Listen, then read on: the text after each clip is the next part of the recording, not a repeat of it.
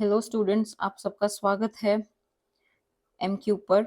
आज का जो हमारा टॉपिक है वो है algebraic methods in the chapter pair of linear equations in two variables.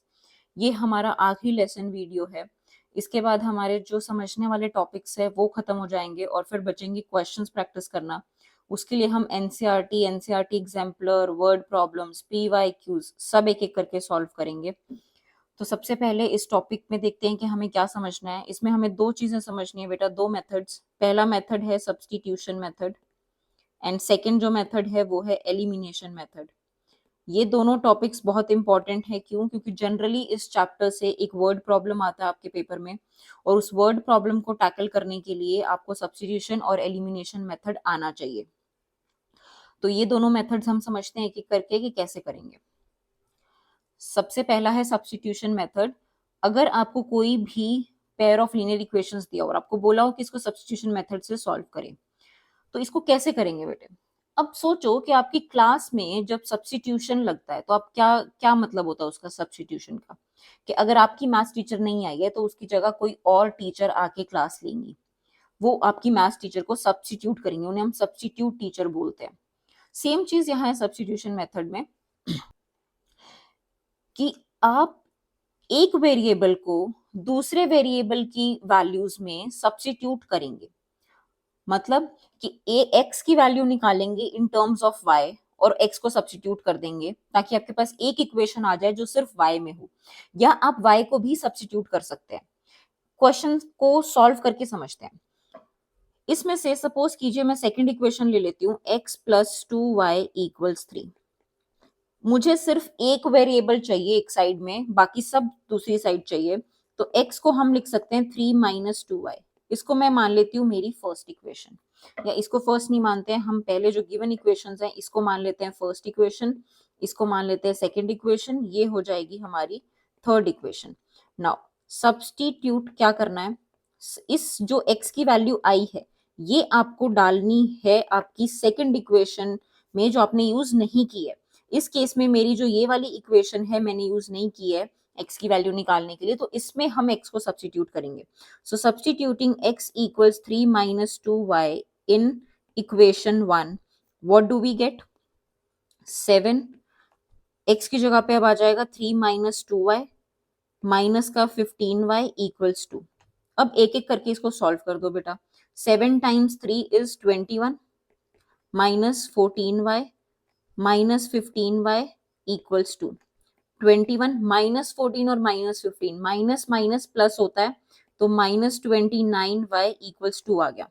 Minus 29y equals 21 उस साइड जाएगा तो नेगेटिव हो जाएगा, क्योंकि जो इस साइड पॉजिटिव होता है एलएचएस में वो राइट हैंड साइड जाके नेगेटिव हो जाता है। इसका भी एक लॉजिक है, बट अभी उसको हम डिस्कस नहीं करेंगे कि क्यों ऐसे होता है। वो एक्चुअल में हम क्या कर रहे होते हैं कि दोनों साइड 21 सब्ट्रैक्ट कर रहे होते हैं, इस साइड वाला हम लिखते नहीं है, उस साइड वाला हम लिख देते हैं। तो एक्चुअल लॉजिक तो इसके पीछे का ही है, बट हम नॉर्मल टर्म्स में लिख देते हैं कि चलो ये उस साइड चला गया। तो minus 29y equals to minus 21 which is minus का 19। So y's value we will get is minus 19 upon minus 29 which is equals to 19 upon 29। तो हमारे पास यहाँ से y की वैल्यू आ गई है।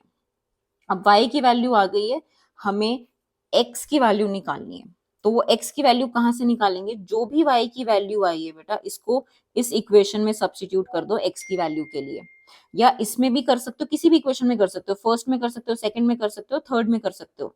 y की वैल्यू सब्स्टिट्यूट करके x निकालना, बट इजी रहता है उसमें सब्स्टिट्यूट करो जिसको आपने यूज किया था सब्स्टिट्यूशन के लिए। ठीक है,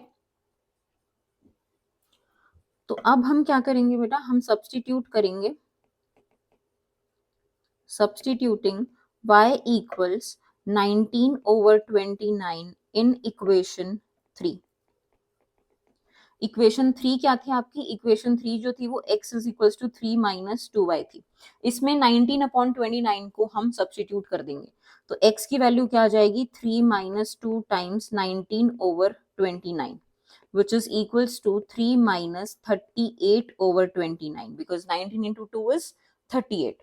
एलसीएम ले लेंगे, एलसीएम लेंगे तो 3 को 29 से मल्टीप्लाई करना पड़ेगा, तो 3 times 29 is 87 minus 38 87 minus 38 is 49 over 29। तो x की वैल्यू आ गई 49 ओवर 29 और y की वैल्यू थी हमारे पास y की वैल्यू थी हमारे पास 19 ओवर 29। तो दोनों वैल्यूज आ गई, सॉल्यूशन आ गया। तो अब हम सॉल्यूशन लिख देंगे कि hence the solution is x equals 49 over 29 and y equals 19 over 29। मैं आप लोगों को बार बार बताती रहती हूँ कि चाहे आप कितना भी क्वेश्चन सॉल्व कर लें, एंड में अपनी कंक्लूडिंग स्टेटमेंट जरूर लिख के आना। कंक्लूडिंग स्टेटमेंट लिखना बहुत इंपॉर्टेंट होता है। एंड में सीधा सीधा टीचर को परोस के दे दो कि ये लो मैडम, ये लो सर, ये है मेरा सॉल्यूशन। आपको मेहनत करने की जरूरत नहीं है मेरी कॉपी चेक करने के लिए। मैं आपको सब कुछ लिख के दूंगा, सब एक्सप्लेन करके दूंगा। एक एक स्टेप को अच्छे से एक्सप्लेन करो, लिखो, ऐसे लिखो अपना बोर्ड का पेपर जैसे टीचर को समझा रहे हो, बट टाइम का ध्यान में रखते हुए। ऐसा नहीं है कि टीचर को समझाने के चक्कर में टाइम निकल गया, पेपर ही कंप्लीट नहीं हुआ। ठीक है, चलो एक बार इसको रिवाइज कर लेते हैं कि इसमें हमने किया क्या है। इसमें हमने बेटा हमें दो इक्वेशंस दी हुई थी जिसमें से मुझे लगा कि इजी है एक्स या वाई को निकालना। उसमें से मैंने एक्स की वैल्यू निकाली 3 माइनस 2y। इस वैल्यू को हमने सब्स्टिट्यूट कर दिया फर्स्ट इक्वेशन में, जिसको हमने यूज नहीं किया था एक्स की वैल्यू निकालने के लिए। उसमें सब्स्टिट्यूट करने के बाद मुझे y की वैल्यू मिल गई 19 ओवर 29। 19 ओवर 29 को अब हम इन तीनों इक्वेशंस में से किसी भी इक्वेशन में सब्स्टिट्यूट कर सकते हैं, बट आई पर्सनली प्रेफर वो x की वैल्यू जो आपने सब्स्टिट्यूट की है उसमें आप y को सब्स्टिट्यूट करें, क्योंकि इजीली आंसर निकल जाता है। तो जैसे ही हमने y की वैल्यू को उस इक्वेशन में सब्स्टिट्यूट किया, हमारे पास सॉल्व करके x की वैल्यू आ गई, x और y दोनों की वैल्यू हमें मिल गई। This is your substitution method. I hope it is clear. जब भी आप इक्वेशंस को सॉल्व करेंगे तो ये जरूरी नहीं है कि आपको हमेशा ही सॉल्यूशन मिल जाए, क्योंकि नो सॉल्यूशन वाले केसेस भी होते हैं और इनफाइनाइटली मेनी सॉल्यूशन वाले केसेस भी होते हैं। तो ऐसे केसेस में जब आप इक्वेशंस को सॉल्व करोगे तो आपको क्या मिलेगा, एक्स और वाई की वैल्यू क्या मिलेगी। जब यूनिक सॉल्यूशन है, इंटरसेक्टिंग लाइंस है, तो आपको एक्स की वैल्यू भी मिल जाएगी और वाई की वैल्यू भी मिल जाएगी सॉल्व करके, जैसे कि हमें प्रीवियस क्वेश्चन में मिली है। अगर नो सॉल्यूशन वाला केस होता है बेटा कि इस given pair of linear equation का कोई सॉल्यूशन है ही नहीं, तो दो चीजें कर सकते हो कि या तो पहले a1/a2 b1/b2 c1/c2 करके देख लो कि इसका सॉल्यूशन है या नहीं है। ठीक है, तो अगर a1/a2 is equal to b1/b2 आ जाता है बट c1/c2 के इक्वल नहीं आता है, तो इसका मतलब कि वो लाइंस पैरेलल है और उनका कोई सॉल्यूशन नहीं है। या आप जब इक्वेशंस को प्रॉपर ऐसे ही सब्स्टिट्यूशन मेथड यूज करके सॉल्व करोगे तो एंड में आपको कोई ऐसी इक्वेशन मिल जाएगी, कोई दो नंबर ऐसे मिल जाएंगे जो आपस में इक्वल हो ही नहीं सकते, जैसे कि 2 = 4 रह जाएगा, बस x और y सब खत्म हो जाएगा, सिर्फ ऐसे दो नंबर रह जाएंगे। ये कभी भी नहीं हो सकता। This is a false statement, this is never true. So इस केस में आप लिखोगे कि इस पेयर ऑफ लीनियर इक्वेशंस का कोई सॉल्यूशन है ही नहीं। और तीसरा केस क्या होता है आपका, इनफाइनाइटली मेनी सॉल्यूशंस वाला। इनफाइनाइटली मेनी सॉल्यूशंस में सेम चीज के या तो अपनी इक्वेशंस को चेक कर लो, a1/a2 = b1/b2 = c1/c2 करके।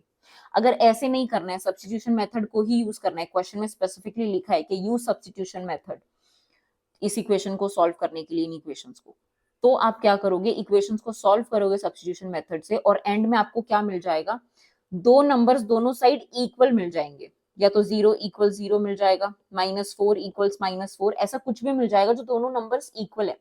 तो मतलब कि x की जो मर्जी वैल्यू ले लो, y की जो मर्जी वैल्यू ले लो, आपका हर पॉइंट जो इक्वेशंस को सेटिस्फाई कर रहा है वो सॉल्यूशन होगा। तो मतलब इसके इनफाइनाइटली मेनी सॉल्यूशन का ये पार्ट बनेगा। फिर आप बोलोगे कि मैम इनफाइनाइटली मेनी सॉल्यूशन है तो एक आधा सॉल्यूशन लिखना हो तो कैसे लिखेंगे, कैसे बताएंगे। तो कुछ नहीं बेटा, x की वैल्यू जैसे हम पॉइंट्स निकालते हैं लाइंस को प्लॉट करने के लिए, वैसे ही x की वैल्यू कुछ लेट कर लेना, 1 ले लेना, 0 ले लेना, कुछ भी ले लेना, वहां से y की वैल्यू कुछ निकल के आ जाएगी, वो आपका सॉल्यूशन हो जाएगा, क्योंकि वो दोनों इक्वेशंस को सेटिस्फाई कर रहा होगा। जो एक को सेटिस्फाई करता है वो दूसरे को भी करेगा। तो ऐसे कर लेना। ठीक है, अब चलो एक क्वेश्चन देखते हैं जिससे थोड़ा सा ये कॉन्सेप्ट और क्लियर हो जाएगा। आपको दिया हुआ है कि solve the following pair of equations bye substitution method. अब सब्स्टिट्यूशन मेथड से ही इसको सॉल्व करना है, तो हम कुछ और नहीं कर सकते।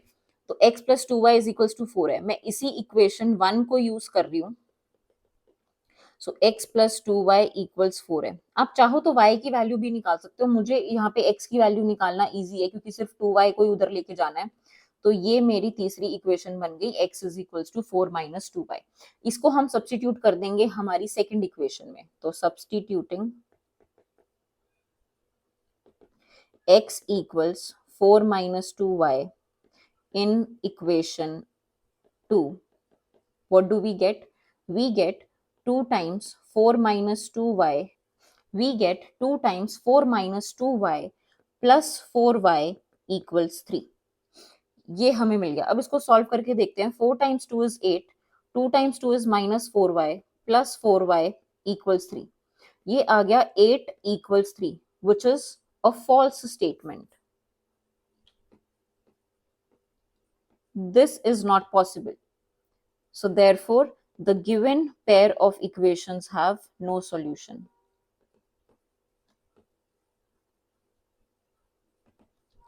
Have no solution. Simple as that. ठीक है, क्योंकि 8 equals to 3 कभी हो ही नहीं सकता। This is absolutely false statement. Clear है? चलिए आगे चलते हैं। अगर आपको नहीं समझ में आया और आप चाहते हैं कि मैं एक दो एग्जांपल्स और दूं इस टॉपिक पे, तो आप प्लीज कमेंट सेक्शन में मुझे बताइएगा। मैं डाउट क्लास में पक्का आपके डाउट सारे क्लियर कर दूंगी। ठीक है, चलो सेकेंड मेथड है बेटा हमारा एलिमिनेशन मेथड। एलिमिनेशन मेथड में हम क्या करते हैं, सिंपल सी बात है, हमें एलिमिनेट करना है। या तो हमें x को उड़ा देना है या हमें y को उड़ा देना है, एलिमिनेट करना है। ठीक है, तो एलिमिनेशन के लिए अब एलिमिनेट तो हम तभी कर सकते हैं जब इनके कोएफिशिएंट्स इक्वल हो। अगर दोनों इक्वेशन में 9x हो जाए तो 9x माइनस 9x उड़ गया, x तो y बचेगा। तो इसीलिए हम क्या कोशिश करते हैं कि या तो x का कोएफिशिएंट सेम हो जाए या y का कोएफिशिएंट सेम हो जाए। दोनों में से किसी भी एक का कोएफिशिएंट हम सेम करने की कोशिश करते हैं। लेकिन ये हम करेंगे कैसे? ये हम ऐसे करते हैं कि हम एक अप्रोप्रिएट नंबर से फर्स्ट इक्वेशन को मल्टीप्लाई करेंगे, अप्रोप्रिएट नंबर से सेकंड इक्वेशन को मल्टीप्लाई करेंगे अगर जरूरत है तो। अगर दोनों में मल्टीप्लाई करने की जरूरत नहीं है तो नहीं करेंगे, एक में करने की जरूरत है तो एक में करेंगे। ठीक है, अब जैसे कि ये देखिए 3x माइनस 5y इक्वल्स 4 है। अगर मैं इस इक्वेशन को 3 से मल्टीप्लाई कर दूं तो इसका x का कोएफिशिएंट 9 हो जाएगा और यहाँ पे ऑलरेडी 9 है। तो हमें सिर्फ फर्स्ट इक्वेशन को 3 से मल्टीप्लाई करने की जरूरत है। सो multiplying 3x minus 5y equals to 4 by 3, we get 3x minus 5y multiplied by 3 equals 3 multiplied by 4. So this will give me 9x minus 15y equals 12. ये बेटा मेरी थी फर्स्ट इक्वेशन, ये मेरी थी सेकंड इक्वेशन, यहां से मेरी आ गई थर्ड इक्वेशन। अब मेरे पास जो दो इक्वेशन सॉल्व करने वाली है वो कौन सी हो गई, एक ये इक्वेशन है और एक ये इक्वेशन, क्योंकि फर्स्ट इक्वेशन को हमने मॉडिफाई करके लिख दिया। तो अब क्या करेंगे, क्योंकि दोनों के साइन सेम है, 9x और 9x है, तो हमें इसको एलिमिनेट करने के लिए सब्ट्रैक्ट करना पड़ेगा। ठीक है, तो हम क्या करेंगे, सब्ट्रैक्टिंग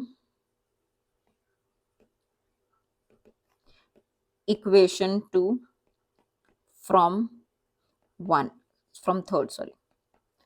अब जरूरी नहीं है कि 2 को ही 3 में से सब्ट्रैक्ट करना था, 3 को भी 2 में से सब्ट्रैक्ट कर सकते थे, आपकी मर्जी है।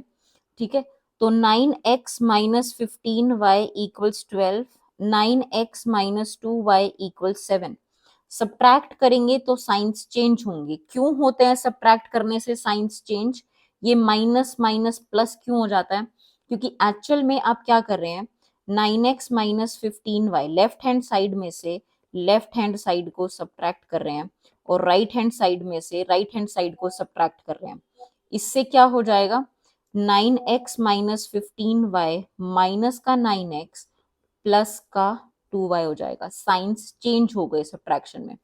तो जो ये 9x था इसके आगे नेगेटिव आ गया, जो ये 2y था इसके आगे पॉजिटिव आ गया। ये लॉजिक है बेटा इसके पीछे, इसीलिए हम सीधा डायरेक्टली लिख देते हैं कि जो नेगेटिव है वो पॉजिटिव हो जाएगा, जो पॉजिटिव है वो नेगेटिव हो जाएगा सब्ट्रैक्शन में। एक्चुअल में हम ये कर रहे होते हैं। ठीक है, चलो ये समझ में आ गया। अब कंटिन्यू करते हैं। तो 9x माइनस 9x ये तो खत्म हो गया, बचा ही नहीं। माइनस का 15y प्लस का 2y, माइनस का 13y, क्योंकि जब भी माइनस पॉजिटिव होता है तो हम सब्ट्रैक्ट करते हैं और साइन जो होता है वो हम बड़े वाले नंबर का रखते हैं। -15 बड़ा है तो उसी का साइन आएगा। 12 - 7 बेटा 5 हो जाएगा, तो -13y इज इक्वल टू 5 आ गया। y की वैल्यू आ गई हमारे पास -5/13। y की वैल्यू आ गई। अब हमें क्या निकालना है, x की वैल्यू निकालनी है। x की वैल्यू निकालने के लिए आप फर्स्ट इक्वेशन यूज करो या सेकंड इक्वेशन यूज करो, आपकी मर्जी है, ठीक है। y की वैल्यू को बेटा हमारी फर्स्ट इक्वेशन में सब्स्टिट्यूट कर देंगे। ये हमारी फर्स्ट इक्वेशन थी और ये हमारी y की वैल्यू आएगी। तो इसको जब इक्वेशन 1 में सब्स्टिट्यूट करेंगे तो हमें x की वैल्यू मिल जाएगी। तो चलिए सब्स्टिट्यूट कर देते हैं। तो ये हो जाएगा -5/13 इक्वल्स 4। 3x माइनस माइनस बेटा प्लस हो जाएगा, सो 3x plus 5 × 5 25/13 equals 4। 3x equals 4 - 25/13। हम एलसीएम ले लेंगे, तो 3x इक्वल्स 13 एलसीएम लेंगे, 14 को 13 से मल्टीप्लाई करेंगे तो 52 - 25/13 आ जाएगा।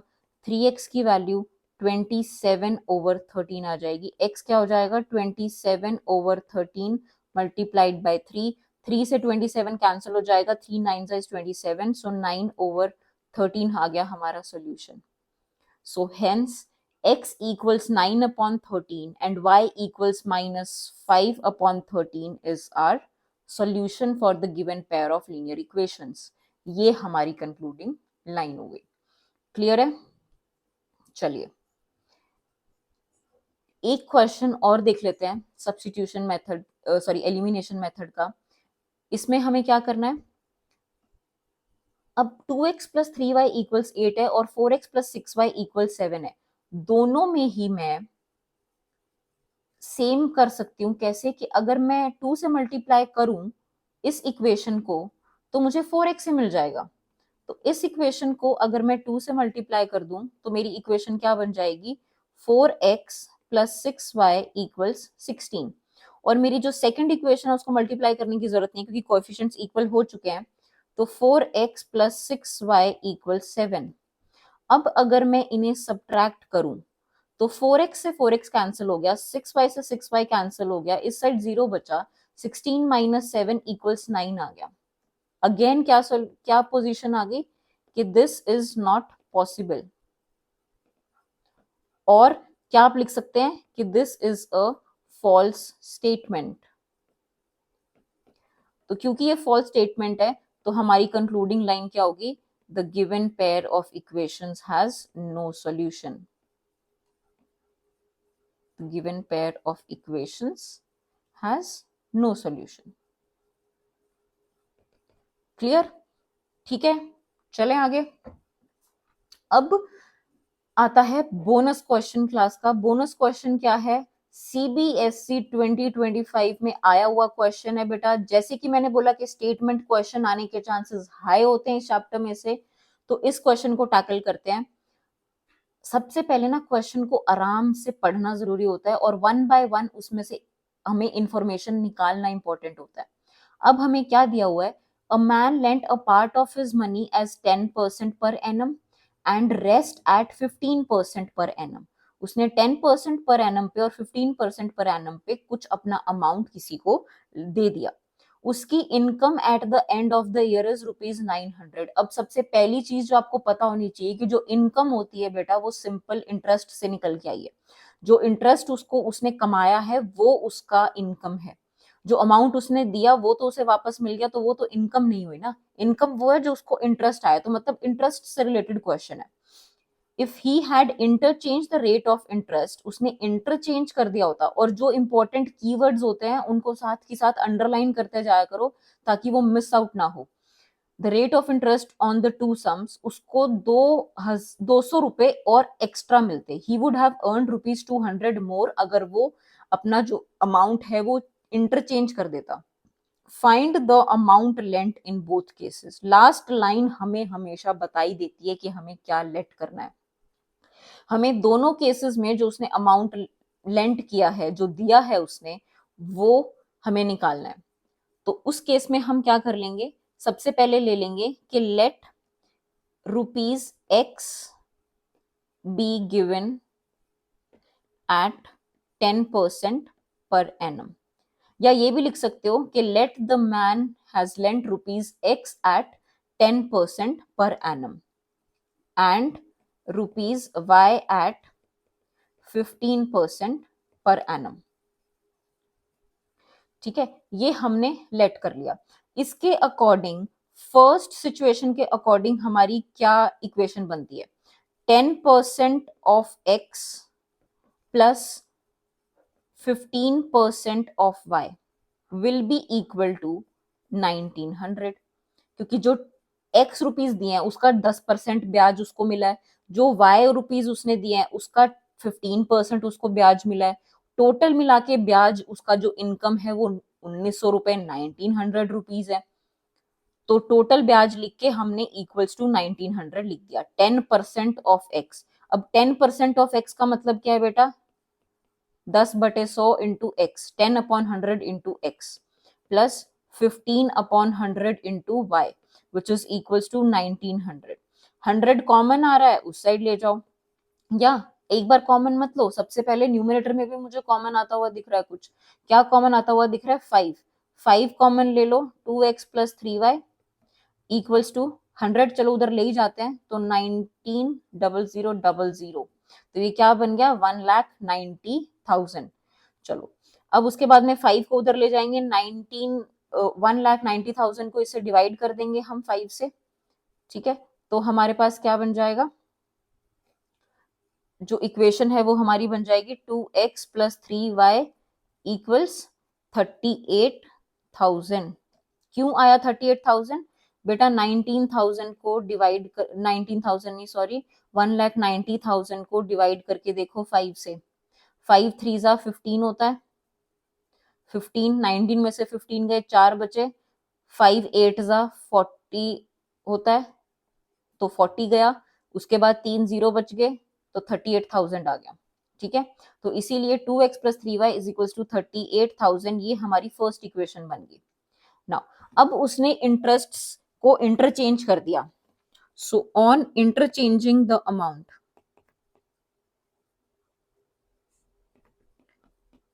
इंटरचेंज करने के बाद उसको उसने क्या किया? On interchanging the amount what he has done is now he is giving at 15% he is giving your x money and at 10% he is giving your y money. और उसको टोटल इंटरेस्ट कितना आ रहा है? 1900 प्लस 200, क्योंकि उन्होंने बोला है कि उसको 200 रुपीज एक्स्ट्रा मिले हैं पिछली बार वाले से अगर वो ऐसे करता तो. ठीक है, तो अब इसको सॉल्व कर लेते हैं. तो 15% ऑफ x हो जाएगा 15/100 of x plus 10/100 of y which is equals to हमारा 1900 प्लस 200 which is 2100. ठीक है, अब हम इस इक्वेशन को सॉल्व कर लेते हैं. तो यहां से वही बेटा 5 कॉमन आ गया, 100 बाहर कॉमन आ गया, अंदर क्या बचा? 3x plus 2y equals 2100. इसको उधर ले जाते हैं. सो 3x plus 2y equals to क्या हो गया? 2100 मल्टीप्लाइड बाय 100 डिवाइडेड बाय 5. 5 से 100 को डिवाइड कर दो या 5 से 2100 को डिवाइड कर लो. इजी तो यही रहेगा कि 2100 को डिवाइड करो, बट चलो अगर 100 को भी कर दिया है तो यहाँ से क्या आ जाएगा? 20 को 2100 से मल्टीप्लाई करेंगे तो हमारे पास 42,000 आ गया. तो सेकेंड इक्वेशन जो हमारी बनी है वो क्या है? 3x plus 2y equals 42,000. ये हमारी सेकेंड इक्वेशन है. तो हमें दो इक्वेशंस मिल गई हैं बेटा. दोनों इक्वेशंस हमारी क्या है? फर्स्ट इक्वेशन है हमारी 2x plus 3y equals 38,000. Second equation है हमारी 3x प्लस 2y इक्वल्स 42,000. अब ये दोनों इक्वेशंस है, इसमें हमें क्या करना पड़ेगा? दोनों के कोएफिशिएंट्स को इक्वल करने के लिए. अब इसका कोएफिशिएंट 2 है और इसका 3 है बेटा, तो इस केस में हमें क्या करना पड़ेगा कि फर्स्ट वाली इक्वेशन को तो 3 से मल्टीप्लाई करना पड़ेगा और सेकंड वाली इक्वेशन को हमें 2 से मल्टीप्लाई करना पड़ेगा. तो हमारे पास जो नई इक्वेशंस है वो क्या बन के आएंगी? 3 से मल्टीप्लाई करेंगे 2x को तो 6x, फिर 3 3 जा 9y एंड 38,000 को 3 से मल्टीप्लाई करेंगे तो 1,14,000. सो 1,14,000 हमारे पास आ गया. उसके बाद 3 को 2 से मल्टीप्लाई करेंगे तो 6x आ गया, 2 को 2 से मल्टीप्लाई करेंगे 4y आ गया, 42 का 2 होता है बेटा 84,000। ठीक है, अब हम क्या करेंगे, सब्ट्रैक्ट करेंगे। जैसे ही हमने सब्ट्रैक्ट किया तो हमारे पास क्या बना, हमारा 6x से 6x कैंसिल हो गया, 9 माइनस 4y हमारा 5y आ गया। ठीक है, 1,14,000, ठीक है, 1,14,000 में से हमने क्या कर दिया, 84,000 को माइनस कर दिया, तो 0 में से 0 चला गया, 0 से 0 अगेन, 0 से 0 अगेन, 4 से 4 गया 0, 11 में से 8 गया, 3 आ गया, सो 30,000। y की वैल्यू क्या आ गई बेटा, 30,000 divided by 5, which is how much, y's value will be 30,000 divided by 5, 5 से इसको कैंसिल करेंगे, 30 को डिवाइड करेंगे, 5 6 is 30, 0 0 0, so 6,000। ठीक है, y की वैल्यू 6,000 आ गई। अब x की वैल्यू कैसे निकालेंगे, सब्स्टिट्यूट कर देंगे, so substituting y equals 6,000 in equation 1। Equation 1 में सब्स्टिट्यूट कर लो, चाहे इक्वेशन 2 में सब्स्टिट्यूट कर लो, आपकी मर्जी है। तो 2x plus 3 times 6,000 is equals to 38,000. 2x plus 3 times 6,000 is 18,000, which is equals to 38,000. So 2x is equals to 38,000 minus 18,000, which will be 20,000. So x's value is 10,000। तो उसने 6,000 रुपीज और 10,000 रुपीज लेंड किए थे। 10,000 रुपीज ही gave at 10% per annum and 6,000 rupees he gave at 15% per annum. So you can write your concluding statement as the man lent 10,000 rupees at 10% per annum and 6,000 rupees at 15% per annum. और दिख भी रहा है question में, हमारा answer भी सही आया है। आप सब्स्टिट्यूट करके भी देख सकते हो कि आपका आंसर सही आया है या नहीं आया है। और दिख भी रहा है कि अगर हाँ उसने 10,000 रुपीज एट 15% पर एनम दिए होते तो उसको ज्यादा प्रॉफिट होता, और 6,000 रुपीज अगर उसने 10% पे दिए होते तो इस सिनेरियो में उसको ज्यादा प्रॉफिट होता, बट उसने ज्यादा अमाउंट कम परसेंट पे दिया और कम अमाउंट ज्यादा परसेंट पे दिया, इसीलिए उसका प्रॉफिट कम था फर्स्ट केस में, और सेकेंड केस में इसीलिए ज्यादा था। ठीक है, बट कभी कभी बेटा रियल लाइफ में ऐसा भी हो जाता है कि लोग पैसे लेके भाग जाते हैं अगर हम ज्यादा इंटरेस्ट लेते हैं। तो जो हिसाब की चीजें होती है वो हिसाब से ही करनी चाहिए। ठीक है, ये मैथमेटिकली अच्छा लगता है, बट जो रियल लाइफ सिनेरियो है उसमें ज्यादा लालच नहीं करना चाहिए। जो एक नॉर्मल व्यवहारिक ब्याज होता है वही आपको कमाना चाहिए। ठीक है, तो ऐसा मत करना अपने दोस्त को 100 रुपए दे के और उससे 200 रुपए मांगने लग जाओ। ठीक है, वो 100 रुपए भी चले जाएंगे। चलो, सो इसी के साथ बेटा हमारा ये चैप्टर खत्म होता है। अब आई होप कि आपको हर टॉपिक क्लियर हो गया होगा। पहले टॉपिक में हमने A1/A2, B1/B2, C1/C2 रेशोस सीखे थे। ठीक है, कि रेशो से कैसे हम बताते हैं कि लाइंस का सॉल्यूशन होगा कि नहीं होगा, इनकंसिस्टेंट होंगी या कंसिस्टेंट होंगी। सेकेंड पार्ट में हमने देखा कि ग्राफिकल मेथड से हम कैसे सॉल्यूशन निकालते हैं। फिर उसमें हमने ट्रायंगल्स वाले क्वेश्चंस भी किए थे जिसमें एरियाज निकालने होते हैं। और इस थर्ड पार्ट में अब हमने देख लिया है कि एल्जेब्राइक मेथड्स कैसे होते हैं, सब्स्टिट्यूशन और एलिमिनेशन मेथड से कैसे इन क्वेश्चंस को सॉल्व करना है। अब इसके बाद आपको क्या करना है, इसके बाद आपको सबसे पहले आपकी एनसीईआरटी की एक्सरसाइजेस खत्म करनी है 1 by 1। अगर आपने साथ के साथ चैप्टर वाइज नहीं, टॉपिक वाइज नहीं किए हैं तो प्लीज अब बैठ के शांति से अपनी एनसीईआरटी एक्सरसाइज को खत्म कर लेना। और अगर कोई क्वेश्चन नहीं समझ में आता है तो इनके सॉल्यूशंस भी मैं अपलोड कर दूंगी, तो उनको आप देख लेना। वहां से कोई भी क्वेश्चन जो आपका अटका हुआ है सॉल्यूशन देख के आपको समझ में आ जाएगा। उसके बाद में पहले बेटा सारे चैप्टर्स अपने कंप्लीट करो। फिर सेकेंड चीज जो करनी होती है, एनसीईआरटी एग्जाम्पलर के क्वेश्चंस अपने आप से लगाओ। ठीक है, उसके सॉल्यूशंस भी मैं प्रोवाइड करवा दूंगी आपको, तो आप उसमें देख लेना कि कौन सा क्वेश्चन है जो आपका अटक रहा है। हाँ, एनसीईआरटी एग्जाम्पलर के क्वेश्चंस बिल्कुल इंपॉर्टेंट है अगर आप स्टैंडर्ड मैथ्स दे रहे हो तो। अगर आप बेसिक मैथ्स दे रहे हो तो आप एनसीईआरटी के सॉल्यूशंस कर लो। उसके बाद आप मेरी तीसरे नंबर पे वर्कशीट कर लेना। जो मैं प्रोवाइड करूंगी, आपको डिस्क्रिप्शन में वर्कशीट मिल जाएगी आफ्टर अ फ्यू डेज, और उसका भी सॉल्यूशन मैं अपलोड कर दूंगी वन बाय वन। पहली मेरी प्रायोरिटी है सारे चैप्टर्स के लेसन वीडियोस और एनसीईआरटी, उसके बाद आपको वर्कशीट्स और एनसीईआरटी एग्जाम्पलर दोनों मिल जाएंगे। थोड़ा सा टाइम लगता है बेटा अच्छी चीज को बनाने में, तो धीरे धीरे, लेकिन हाँ, आपको सही टाइम पे सही चीजें जरूर प्रोवाइड की जाएंगी। तो अगर आप बेसिक मैथ्स का पेपर दे रहे हैं तो आप फर्स्ट और सेकंड कर लीजिएगा, इतना सफिशिएंट है आपके लिए, ठीक है। और अगर आप स्टैंडर्ड मैथ्स के पेपर दे रहे हैं तो आपको फिर ये भी करना जरूरी है, ठीक है। तो चलिए बेटा, इसी के साथ हमारा चैप्टर 1 खत्म होता है, एनसीईआरटी का जो चैप्टर 3 है, बट सबसे पहले मैंने इसी चैप्टर की वीडियोस डाली हैं, तो इसलिए मेरी तरफ से ये पहला चैप्टर है, ठीक है। जो नेक्स्ट चैप्टर होगा उसकी वीडियोस नेक्स्ट वीक थर्सडे को अपलोड हो जाएंगी, तो बिल्कुल भी देखना मत भूलिएगा। तब तक प्लीज इस चैप्टर को निपटा दीजिए, ठीक है। ओके बेटा, बाय बाय।